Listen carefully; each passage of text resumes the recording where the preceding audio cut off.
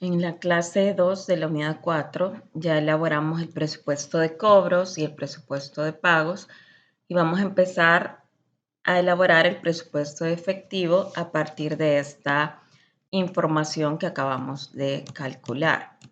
Entonces, yo ya tengo acá la información del ejercicio y tengo la plantilla, ¿verdad? Lo ideal es que ustedes pues lo copien y puedan irlo siguiendo de acuerdo a cómo lo vamos construyendo acá. Primero nos dice que el saldo inicial de caja fue de $23,000. Importante, ¿verdad? Recordemos que el presupuesto efectivo se refiere a la cuenta de efectivo de nuestro balance general. Entonces, por eso necesitamos este saldo inicial de caja. Luego nos dice que la política de la compañía es mantener un saldo mínimo de caja de 50,000, ¿verdad? Esto depende de cada empresa. Y nos dice que el saldo del impuesto sobre la renta de $35,000 se paga en el mes de abril. Recordemos que como estamos haciendo este presupuesto de efectivo, hay otros pagos que se hace, o sea, cualquier salida de efectivo tiene que registrarse aquí. Luego nos dice que si se tiene un déficit de efectivo, o sea, respecto a estos 50,000 que tenemos que mantener como saldo final de caja a nivel mensual, podemos obtener un préstamo, nos dice acá en múltiplos de $1,000 al 13% anual con vigencia de un año. Los préstamos se obtienen al inicio de cada mes, es decir, nos dan el desembolso al inicio del mes y los pagos a capital y de intereses se realizan al final del mes. Es decir, que el mismo mes que adquirimos el préstamo, al final de ese mes pagamos intereses. Y se paga a capital cuando se tenga efectivo. Entonces eso es a discreción de la persona que esté elaborando el presupuesto. Lo ideal es que sea lo menos posible de préstamos posibles. Entonces algo importante que quiero que vean es, si se fijan, tenemos el saldo inicial de 23,000, las entradas, el total de entradas, las salidas y el saldo final. Primero vamos a explicar esta primera parte. El saldo final es el saldo inicial más las entradas menos las salidas. Entonces, esto es lo que vamos a tener aquí de saldo final. Y el saldo inicial ya de febrero, pues lo tomamos del final de enero. Ya le voy a explicar. Ahorita nos vamos a ir a este porque ya aquí se tiene el ajuste, pero en este caso, como no hemos hecho el ajuste de financiamiento, estos valores son los mismos, ¿verdad? Entonces vamos a hacer esta primera parte así. Y luego solamente pues arrastramos la fórmula. Entonces los ingresos por ventas los tenemos en el presupuesto de cobros. Entonces nos vamos al presupuesto de cobros. Ya tenemos aquí el efectivo en cobros. Entonces solamente lo traemos y lo arrastramos hasta diciembre.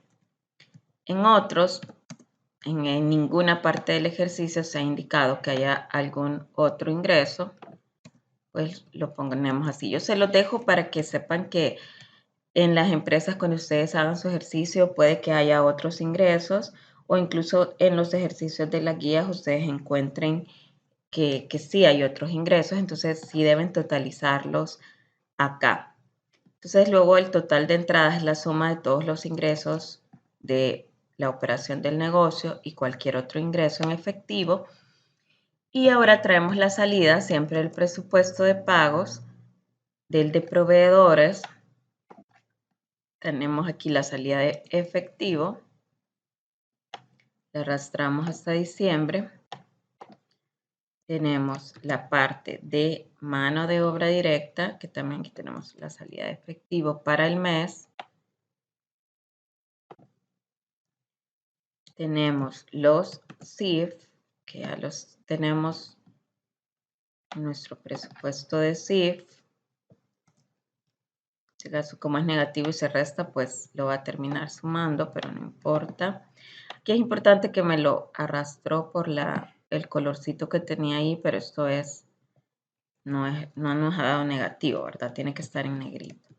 Los gastos de ventas, aquí tenemos en gastos de venta la salida presupuestada de efectivo. lo arrastramos también. Los gastos de administración, también tenemos aquí los pagos. Y lo arrastramos hasta diciembre. El impuesto sobre la renta nos dice que en abril se paga el monto de 35,000. Entonces lo agrego aquí en abril. Y no hay dividendos. En ninguna parte del ejercicio nos indica un pago de dividendos, pero lo dejo ahí también para que no pierdan de vista que estos pagos se realizan y es salida de dinero de la empresa. Entonces se tiene que poner en este presupuesto. Entonces, si se fijan, este es el total de salidas, es la suma de esto. Esta fórmula yo ya se las había enseñado. Y digamos que si lo vemos así, a simple vista, decimos pues estamos bien porque tenemos un saldo final de nuestra cuenta de efectivo mensual es positivo. Pero debemos hacer la validación respecto a los 50,000 que debemos tener según la política. Entonces, ¿qué se hace? A este saldo final le resto los 50,000 y así yo ya sé en qué meses tengo déficit. Vamos a hacer algo acá ahorita para que podamos ver bien los meses en los que estamos. Yo ahí le puse movilizar para que veamos los meses. Entonces tenemos aquí en mayo, en agosto y en diciembre. Pero vamos a ir poniendo los datos poco a poco para ir viendo cómo va cambiando. Entonces ya podemos llenar esta parte del financiamiento a nivel de la empresa. Recordemos que en la parte de financiamiento van tanto los préstamos existentes como los préstamos de flujo de corto plazo, que son los que vamos a adquirir para el efectivo, ¿verdad? Para poder mantener esos 50,000 de base. Y hay un resumen que totaliza. Entonces voy a hacer ahorita esta parte del total para que vean de dónde sale. Los préstamos, yo voy a sumar préstamos existentes. Bueno, eso no debería, sino solamente los nuevos préstamos si hubieran. Ahí debería ser 0 en los préstamos existentes. Y tal vez si se quieren otros préstamos que no sean estos de corto plazo por el flujo de efectivo, se puede poner préstamos de corto plazo. Y estos se diferencian porque estos son préstamos de flujo, o sea, para mantener el flujo de efectivo, pero cualquier otro préstamo yo lo puedo incluir. Los pagos también, yo hago pagos a los préstamos existentes y yo hago pagos a estos. Entonces, la suma de los pagos.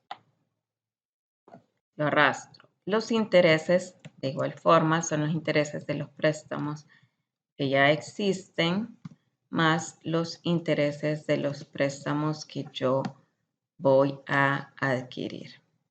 ¿Sí? Entonces, con eso ya lo tengo. Y el total de financiamiento sería los préstamos, sería positivo. ¿Por qué? Porque es el desembolso de dinero menos los pagos menos los intereses. Porque al final es el saldo final que tengo arriba más este financiamiento. Que ahorita, como no he incluido nada, es el mismo.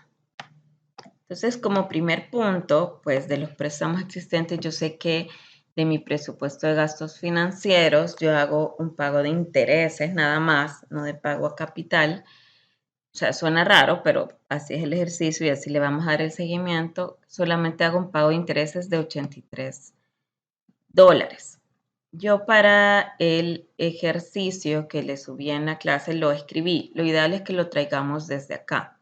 Pero para que no nos cuadre por centavitos, lo voy a hacer de la misma forma, que son los $83 de intereses que yo estoy pagando actualmente. Si se fijan, ya me lo actualiza aquí abajo. Esos $83 no es que afecten mucho, entonces se mantienen los meses en los que yo no estoy cumpliendo con la política de 50,000. Entonces vamos a empezar por mayo, que voy a adquirir un préstamo como el déficit, digamos, es de 15,461. Voy a probar adquiriendo un préstamo de 16,000. Y si se fijan, pues ya me da positivo. Hay que recordar que este préstamo yo lo adquiero al inicio, entonces yo ya debo pagar intereses. Mi saldo es el mismo, ¿verdad? Es de 16,000 porque no he pagado nada capital en ese mismo mes, pero sí debo pagar intereses. Recordemos que era una tasa del 13% anual, entonces la tasa mensual es 0,13 entre 2. Entonces los intereses para ese mes van a ser de el monto del préstamo por esta tasa, ¿verdad? La tasa mensual. Entonces aquí ya me lo resta y yo veo que me mantengo cumpliendo. Entonces luego, si se fijan, yo podría decir en junio puedo pagar, tengo efectivo. Entonces si yo digo, bueno, aquí voy a probar pagándolo completo. Y me regresa este déficit en agosto. Y recuerden que yo lo que quiero hacer es que sea lo menos posible. Entonces tal vez probemos con 10,000 y al pagar ya entonces los 10,000, vemos que nos mantenemos, no hay déficit en agosto, entonces vamos bien. ¿Qué saldo nos queda entonces? Nos quedan los 16,000 menos los 10,000 que pagué. Solamente que recordemos que en junio los intereses los vamos a pagar por el saldo que teníamos al inicio del mes, que era 16,000, porque así nos decía la política, ¿verdad? Entonces, el saldo para julio siempre es 6,000 y los intereses serían 6,000 por la tasa, 65. Veamos si en agosto podríamos pagar. No, todavía no podemos pagar, entonces se mantiene el saldo. Seguimos con el pago de intereses sobre ese saldo y vemos aquí que en septiembre nos queda bastante, entonces vamos a probar a pagar en septiembre lo que falta. Entonces lo ponemos en pagos. Al pagarlo vemos que todavía nos mantenemos, entonces lo vamos a hacer ese pago en 6,000. El saldo que nos queda ya es 0, pero recordemos que siempre pagamos intereses por el saldo que teníamos al inicio del mes. Entonces queda bien, pero vemos que al final en diciembre todavía tenemos un déficit. Entonces vamos a probar. Recordemos que los préstamos son en miles. Como tenemos 13,985, lo más lógico, digamos, es probar con 14,000. Pero es tan bajo porque si probamos el pago de intereses en ese mes, vamos a probar el pago de intereses por la misma tasa, porque es para este tipo de préstamos nos están manteniendo la tasa. Entonces no cumplimos con la política. Entonces, como los préstamos son en miles, yo voy a probar entonces con 15,000. Y entonces ya ahí sí cumplo con la política. Entonces, si se fijan, con los préstamos que ya adquirí, dos, el primero lo terminé de pagar, pagué los préstamos respectivos y me quedé con uno que probablemente en el siguiente año lo voy a terminar de pagar. Y así en cada mes yo cumplí con la política de tener por lo menos 50,000 como base de efectivo.